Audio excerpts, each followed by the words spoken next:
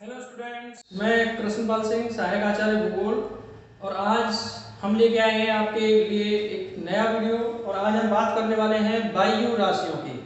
तो आज के वीडियो में हम डिस्कस करेंगे वायु राशियों के बारे में। यदि आपको मेरा वीडियो पसंद आए तो इसको लाइक और शेयर अवश्य करें और मेरे चैनल को सब्सक्राइब करें। तो चलिए दोस्तों, आज हम बात करते हैं वायु राशियों की। तो सबसे पहले हम ये समझते हैं कि वायु राशि कहते किसे हैं, अर्थात वायु राशि का अर्थ क्या है। तो यहां लिखा हुआ है, वायुमंडल का वह विस्तृत व घना भाग जिसमें क्षैतिज रूप से भौतिक विशेषताएं, और भौतिक विशेषताओं में मुख्य रूप से तापमान और आर्द्रता की जो विशेषताएं हैं वो एक समान मिलनी चाहिए। तो वह वायुमंडल का विस्तृत भाग जिसमें तापमान और आर्द्रता संबंधी दशाएं क्षैतिज स्तर पर एक समान पाई जाती हैं उसे वायु राशि के नाम से जाना जाता है। तो वायु राशि वायुमंडल का एक काफी बड़ा हिस्सा है, काफी बड़ा क्षेत्र की जो वायु है सम्मिलित रूप से वो वायु राशि के रूप में जानी जाती है, लेकिन उसके क्षैतिज रूप में उसके तापमान और आर्द्रता संबंधी जो विशेषताएं हैं वो एक जैसी होनी चाहिए। अब हम बात करेंगे यहाँ पर वायु राशियों के उत्पत्ति क्षेत्र की आदर्श दशाएं, कि वायु राशियां कहाँ पर पैदा होती हैं, उनकी उत्पत्ति के लिए विभिन्न क्षेत्रों में क्या आदर्श दशाएं होनी चाहिए ताकि एक वायु राशि का निर्माण हो सके।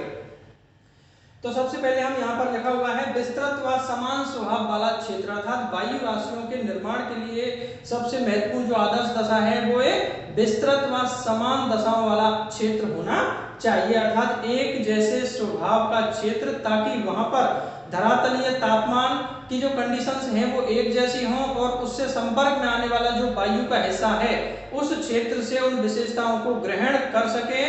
और उस पूरे क्षेत्र के ऊपर स्थित जो वायु है उस वायु में क्षैतिज रूप से तापमान और आर्द्रता की दशाएं एक समान हो सकें। तो वायु राशियों की उत्पत्ति के लिए एक विस्तृत और एक जैसे स्वभाव वाला क्षेत्र होना चाहिए। और एक जैसे स्वभाव का मतलब या तो जैसे स्थलीय क्षेत्र है तो वो काफी विस्तृत स्थलीय क्षेत्र ही होना चाहिए, या फिर संपूर्ण जो है महासागरीय क्षेत्र होना चाहिए, ताकि उस पर तापमान और आर्द्रता की दशाएं एक जैसी हों। और जब विस्तृत क्षेत्र एक समान स्वभाव का होगा तो तापमान और आर्द्रता की दशाएं भी एक जैसी होंगी, फलस्वरूप उसके ऊपर स्थित जो वायु है वो भी उन गुणों को ग्रहण करके उसमें भी एक समान तापमान और आर्द्रता की विशेषताएं समाहित हो जाती हैं। तो इस प्रकार से वायु राशियों के निर्माण के लिए सबसे प्रमुख आदर्श दशा है विस्तृत और समान स्वभाव वाला क्षेत्र होना चाहिए। दूसरी आदर्श दशा की बात करें तो दूसरी है, वायु की गति कम व अपसरण की स्थिति होनी चाहिए, अर्थात ये निश्चित है कि कोई समान स्वभाव वाला क्षेत्र जब होगा और उसके ऊपर स्थित वायुमंडल का जो भाग है, उसके ऊपर स्थित जो वायु राशि है वो लंबे समय तक जब उसके ऊपर टिकी रहेगी तो उस क्षेत्र की विशेषताओं को अपने अंदर समाहित कर लेती है। तो और उसके उस क्षेत्र के ऊपर लंबे समय तक टिके रहने के लिए उसमें गति बहुत कम होनी चाहिए, क्योंकि यदि वायु में गति होगी तो वायु में विभिन्न क्षेत्रों से मिश्रण होता रहेगा और उसमें एक जैसी विशेषताएं उत्पन्न नहीं हो पाएंगी। इस वजह से वायु राशि की उत्पत्ति के लिए यह आवश्यक है कि वायु की गति बहुत धीमी, अर्थात क्षैतिज जो प्रवाह है वायु का वो बहुत ही मंद होना चाहिए, और यदि थोड़ा बहुत प्रवाह है भी तो उस स्थिति में अपसरण वाला प्रवाह होना चाहिए, अर्थात उस क्षेत्र से दूसरे अन्य क्षेत्रों की ओर हवा अपसरित होती हो लेकिन अभिसरण वाली स्थिति नहीं होनी चाहिए। क्योंकि किसी क्षेत्र में जहां वायु राशि की उत्पत्ति होनी है और यदि बाहरी क्षेत्रों से आकर के वहां हवा अभिसरित होती है, बाहरी क्षेत्रों से उस क्षेत्र के अंदर आकर के हवा मिलती है, तो वहां के क्षेत्र की जो हवा है उसके तापमान और आर्द्रता की दशाओं में मिश्रित स्थिति होगी और कुल मिलाकर एक जैसी आदर्श स्थितियां, एक जैसी तापमान और आर्द्रता की दशाएं उत्पन्न नहीं हो पाएंगी। अब हम बात करते हैं उत्पत्ति क्षेत्र की जो आदर्श दशाएं हैं उसमें तीसरी महत्वपूर्ण आदर्श दशा, और वो है वायुमंडल की दशाएं स्थिर रहनी चाहिए, अर्थात वायु राशियों की उत्पत्ति के लिए हमारी वायुमंडल की जो दशाएं हैं वो भी स्थिर अवस्था में रहनी चाहिए। क्योंकि वायुमंडल में यदि विभिन्न प्रकार की मौसमी गतियां या फिर वायुमंडल में अपसरण, अभिसरण, ऊर्ध्वाधर संचलन इस प्रकार की यदि कंडीशंस होंगी तो वहां पर वायुमंडल की जो वायु है उसको धरातल के संपर्क में रहने का लंबे समय तक अवसर नहीं मिल पाएगा और उसमें धरातलीय विशेषताएं समाहित नहीं हो पाएंगी। इसीलिए आवश्यक है कि वायुमंडल भी उस समान स्वभाव वाले क्षेत्र पर लंबे समय तक वायुमंडल की जो हिस्सा है या वायुमंडल की जो परत है वो स्थायी रूप से टिकी हुई रहनी चाहिए, ताकि वो धरातल की विशेषताओं को ग्रहण कर सके और वायु राशि का निर्माण हो सके। तो इस प्रकार से उत्पत्ति क्षेत्र की ये प्रमुख आदर्श दशाएं हैं, और इन आदर्श दशाओं की स्थिति बनने पर वायु राशियों का निर्माण होता है। तो निश्चित है कि वायु राशि वायुमंडल का ही भाग है, लेकिन उस काफी विस्तृत और घने जो भाग है उसमें तापमान और आर्द्रता संबंधी जो दशाएं हैं वो क्षैतिज रूप में एक जैसी पाई जाती है। अर्थात क्षैतिज रूप से उस वायु राशि के किसी भी हिस्से में हम देखें, किसी भी हिस्से में हम तापमान और आर्द्रता का परिकलन करें तो उसमें क्षैतिज स्थिति में तापमान और आर्द्रता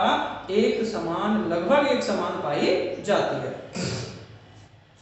अब हम यहाँ पर वायु राशियों का वर्गीकरण कर सकते हैं, अर्थात वायु राशियों के भी क्षेत्र के आधार पर, धरातलीय स्वभाव के आधार पर कई प्रकार हैं। वायु राशियों में भी वायु राशियां चूंकि जब उत्पन्न होती हैं तो उत्पन्न होने के बाद में वो अपने उत्पत्ति क्षेत्र से अन्य क्षेत्रों की ओर गमन करने लगती हैं, और उनके मार्ग में परिवर्तन, उनके मार्ग में तापीय और आर्द्रता संबंधी दशाओं की वजह से उन वायु राशियों के स्वभाव और गुणों में भी परिवर्तन होता रहता है, रूपांतरण होता रहता है। और इसी आधार पर हम वायु राशियों को कई प्रकारों में वर्गीकृत करते हैं। तो यहाँ पर हम देख सकते हैं वायु राशियों के वर्गीकरण में अलग अलग आधारों पर, 3 आधारों पर यहाँ पर वायु राशियों को बांटा गया है। और उन 3 आधारों पर सबसे पहले हम बात करते हैं उत्पत्ति क्षेत्र के स्वभाव के आधार पर,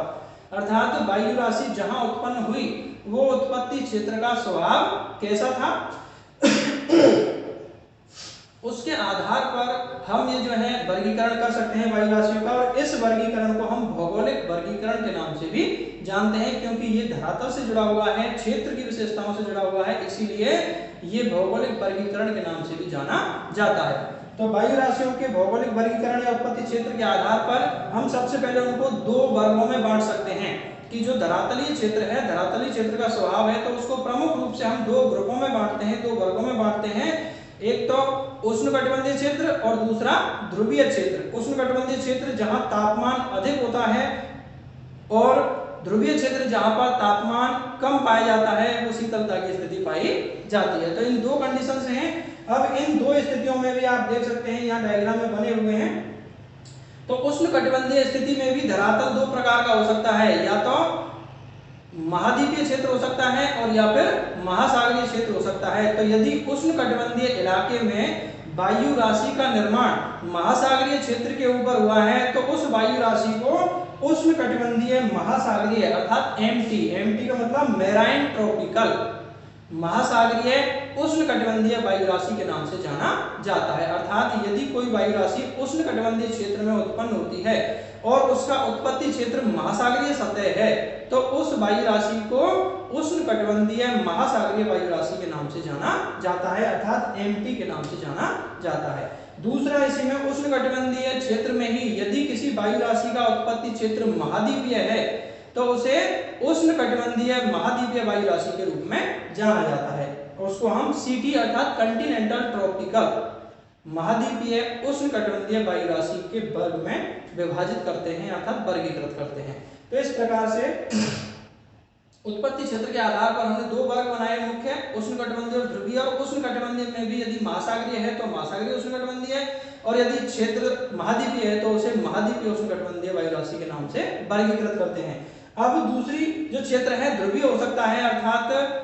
वायु राशियों की उत्पत्ति जो है ध्रुवीय इलाकों में हो सकती है, उपध्रुवीय और ध्रुवीय क्षेत्रों में, ठंडे इलाकों में हो सकती है। और उन ध्रुवीय क्षेत्रों में भी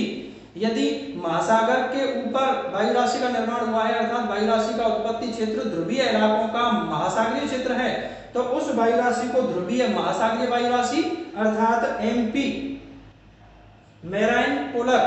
वायु राशि एयर मास, तो मेराइन पोलर एयर मास अर्थात ध्रुवीय महासागरीय वायु राशि के नाम से जाना जाता है। और यदि ध्रुवीय क्षेत्रों में वायु राशि का निर्माण महाद्वीपीय सतह के ऊपर हुआ है तो उसे ध्रुवीय महाद्वीपीय वायु राशि के नाम से जाना जाता है अर्थात CP continental polar air mass के नाम से जाना जाता है। तो ये उत्पत्ति क्षेत्र के स्वभाव के आधार पर वायु राशियों का भौगोलिक वर्गीकरण था। अब हम बात करते हैं वायु राशियों के ऊष्मागतिक वर्गीकरण की। तो ऊष्मागतिक वर्गीकरण जैसा कि इसके नाम से ही स्पष्ट है कि इसमें ऊष्मा के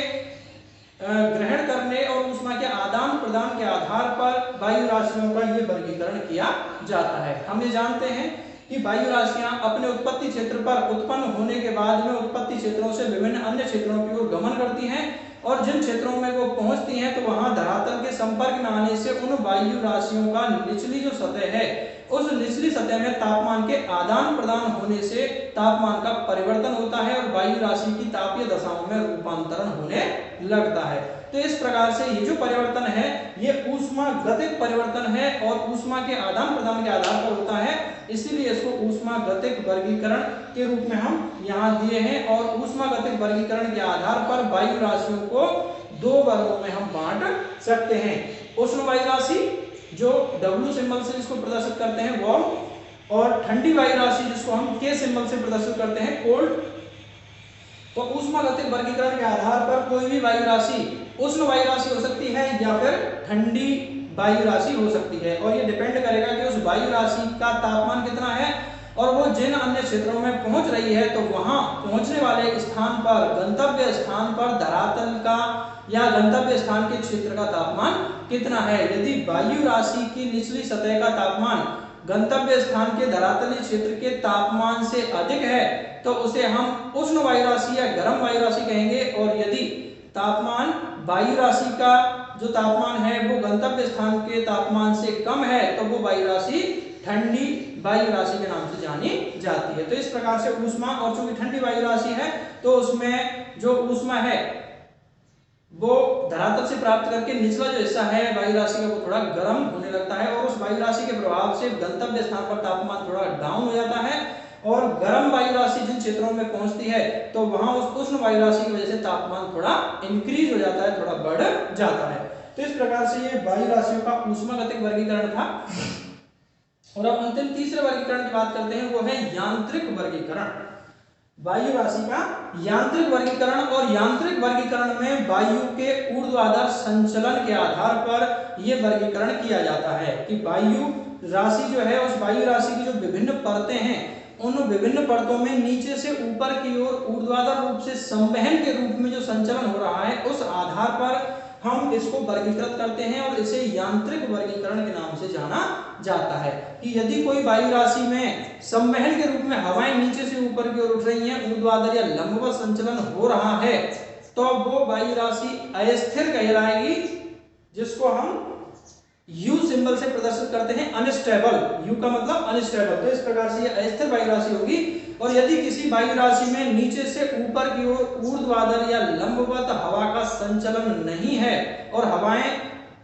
ऊपर से नीचे की ओर बैठती हैं या फिर ठंडी हवा नीचे की स्थिति में है, तो ऐसी स्थिति में उस वायु राशि को स्थिर वायु राशि के नाम से जाना जाता है। तो सीधे तौर पर हमारा जो यांत्रिक वर्गीकरण है ये वायु राशि में वायु के ऊर्ध्वाधर संचलन के आधार पर है, और यदि वायु राशि में ऊर्ध्वाधर संवहनीय संचलन हो रहा है तो वो अस्थिर वायु राशि होगी, और यदि संवहनीय संचलन नहीं है, हवा नीचे से ऊपर की ओर उसमें गमन नहीं कर रही है, तो उसको हम स्थिर वायु राशि के नाम से जानते हैं। तो इस प्रकार से ये जो है वायु राशि और वायु राशियों का वर्गीकरण था, और इन सबको मिलाकर, इन सभी कंडीशंस को यदि हम जोड़ दें तो कुल मिलाकर के हमारी पृथ्वी पर 16 प्रकार की वायु राशियां पाई जाती हैं। तो वो 16 विस्तृत प्रकार, इसमें हम उष्णकटिबंधीय, महासागरीय, एमटी जो है इसमें दो स्थितियां हो सकती हैं ऊष्मागतिक के आधार पर। जो उष्णकटिबंधीय महासागरीय है वो ठंडी और गर्म दोनों प्रकार की हो सकती है, और उसमें भी फिर स्थिर और अस्थिर, ऐसे करके ये जो 4 मुख्य वायु राशियों के प्रकार हैं,